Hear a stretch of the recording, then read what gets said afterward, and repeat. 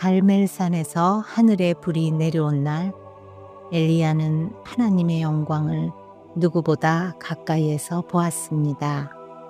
하늘의 불이 제단을 삼키고 백성들은 무릎을 꿇으며 외쳤지요. 여호와 그분이 하나님이시로다. 그날의 승리는 완전한 회복의 시작처럼 보였어요. 엘리야의 마음은 벅차올랐고 그는 하나님께서 이스라엘을 돌이키시리라 믿었습니다. 그는 자신이 본 기적이 온 나라를 변화시킬 것이라고 생각했지요. 하지만 사람의 마음은 불보다 더 쉽게 식었습니다. 왕 아합은 사건의 의미를 깨닫지 못했고 그는 곧장 이세벨에게 모든 일을 알렸습니다. 그 소식을 들은 이세벨은 분노로 가득 차서 말했어요. 내일 이맘때에 내가 반드시 내 생명을 취하리라. 열왕기상 19장 2절. 이 말이 전해지자 엘리야의 가슴에 두려움이 파도처럼 밀려왔습니다. 그는 하나님께서 갈멜산에서 능력을 보이셨는데 이제는 왜 아무 일도 하지 않으시는가 하는 의문이 생겼지요. 불의 하나님이 계셨던 그 산의 기억이 한순간 인간의 공포 속에 희미해져 갔습니다. 엘리야는 급히 도망쳤습니다. 그는 사마리아를 떠나 남쪽 브엘세바까지 달려갔고 거기서 자기 사환을 남겨둔 채 홀로 광야로 들어갔습니다. 그의 발걸음은 무겁고 그의 마음은 지쳐 있었어요. 그는 한 로뎀나무 아래 앉아 기도했습니다. 여호와여, 넉넉하오니 이제 내 생명을 거두시옵소서. 나는 내 조상들보다 낫지 못하나이다. 열왕기상 19장 4절. 그의 말은 체념이 아니라 깊은 슬픔의 토로였어요.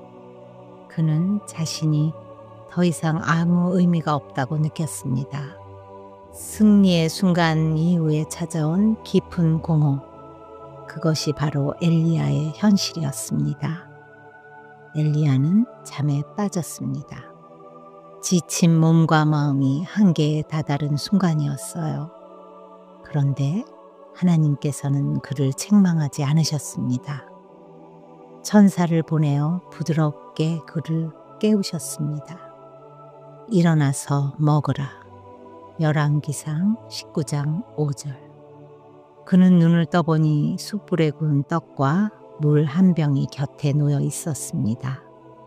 그는 일어나 먹고 마신 후 다시 누워 잠들었습니다. 다시 천사가 와서 그를 어루만지며 말했습니다. 일어나서 먹으라. 내가 갈 길이 너무 멀다. 열왕기상 19장 7절. 그는 그 음식을 먹고 힘을 얻었어요. 그 떡은 단순한 음식이 아니라 하나님의 은혜로 채워진 생명의 양식이었습니다. 하나님은 낙심한 종을 정죄하지 않으시고 그의 피로와 외로움을 먼저 어루만지셨습니다. 엘리야는 천사가 준 음식의 힘으로 40주야를 걸어 하나님의 산 호렙에 이르렀습니다. 열왕기상 19장 8절. 그 여정은 단순한 도피가 아니었습니다. 그는 걸음을 옮길수록 세상의 소음이 멀어지고 그의 마음은 점점 고요해졌습니다. 그 길은 하나님께서 다시 말씀하시려는 자리로 향하는 영적인 회복의 길이었습니다. 호렙은 오래전 모세가 하나님의 영광을 보았던 산이었어요. 하나님께서 언약을 주셨고 그분의 음성이 들렸던 바로 그 장소였습니다. 이제 엘리야는 같은 산에서 하나님과 다시 만나게 될 것이었습니다. 그의 40일 여정은 믿음의 걸음이었어요. 그는 가는 동안 자신이 누구이며 하나님이 어떤 분이신지를 다시 생각했습니다. 두려움으로 시작된 길이었지만 그 끝에는 하나님의 부르심이 기다리고 있었습니다. 광야의 열기 속에서 그는 천사가 전한 말씀을 떠올렸습니다. 내가 갈 길이 아직도 멀다. 그 말은 단순한 경고가 아니라 약속이었습니다. 하나님은 그에게 아직 끝나지 않은 사명을 주셨습니다. 그는 버림받지 않았고 하나님은 여전히 그를 부르고 계셨습니다. 마침내 엘리야는 호렙에 도착해 한 동굴에 들어갔습니다. 그곳은 조용했고 어두웠지만 하나님께서 그를 기다리고 계셨습니다. 그때 하나님의 음성이 들렸습니다. 엘리야야, 내가 어찌하여 여기 있느냐? 열왕기상 19장 9절. 그는 떨리는 목소리로 대답했습니다. 내가 여호와를 위하여 열심히 특심하였거늘 이스라엘 자손이 주의 언약을 버리고 주의 선지자들을 죽였나이다. 오직 나만 남았거늘 그들이 내 생명도 찾나이다. 열왕기상 19장 10절. 그의 말에는 외로움과 상처 그리고 오해가 담겨 있었습니다. 그는 자신이 모든 것을 잃었다고 생각했지만 하나님은 그의 마음을 알고 계셨습니다. 하나님은 그를 나무라지 않으셨습니다. 대신 그에게 말씀하셨죠. 너는 나가서 산 앞에 서라. 그 말과 함께 놀라운 일이 일어났습니다. 강한 바람이 불었지만 여호와께서는 그 바람 속에 계시지 않았습니다. 지진이 일었지만 그 속에도 하나님은 계시지 않았습니다. 불이 지나갔지만 그 불 속에도 하나님은 계시지 않았습니다. 그리고 그 모든 것이 지나간 뒤 아주 부드럽고 조용한 소리가 들렸습니다. 열왕기상 19장 11에서 12절. 그 순간 엘리야는 얼굴을 가렸습니다. 그는 그 세미한 음성 속에서 하나님의 임재를 느꼈습니다. 하나님은 소리의 크기로 일하지 않으시고 마음의 고요함 속에서 말씀하신다는 것을 그는 깨달았습니다. 그 세미한 음성 후에 하나님께서는 다시 물으셨습니다. 엘리야야, 내가 어찌하여 여기 있느냐? 열왕기상 19장 13절.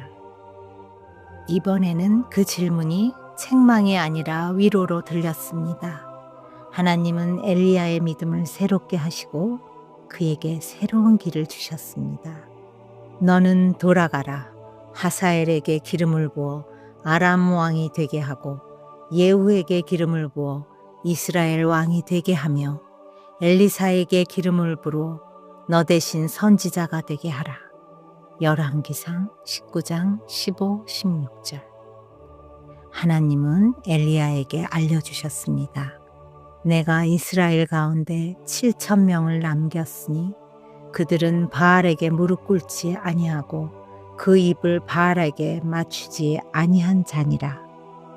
열왕기상 19장 18절. 그 말은 엘리야의 마음을 깊이 울렸습니다. 그는 자신이 혼자가 아니라는 사실을 알았습니다. 하나님은 여전히 일하고 계셨고 그분의 남은 백성들은 여전히 충성스럽게 서 있었습니다. 엘리야는 고개를 숙였습니다. 그의 마음에는 새로운 힘이 일어났습니다. 낙심의 어둠이 걷히고 하나님의 부르심이 다시 그를 일으켰습니다. 그는 다시 길을 떠났습니다. 이제 그 길은 도피가 아니라 하나님과 함께하는 사명의 길이었습니다.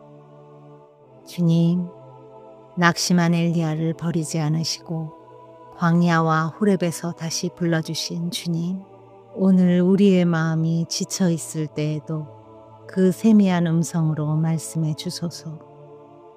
두려움 속에서도 주님의 손길을 보게 하시고 무너진 믿음 위에 다시 희망을 세우게 하소서. 불의 하나님이셨던 주님이 이제 우리 마음의 고요함 속에서도 말씀하신다는 것을 잊지 않게 하소서.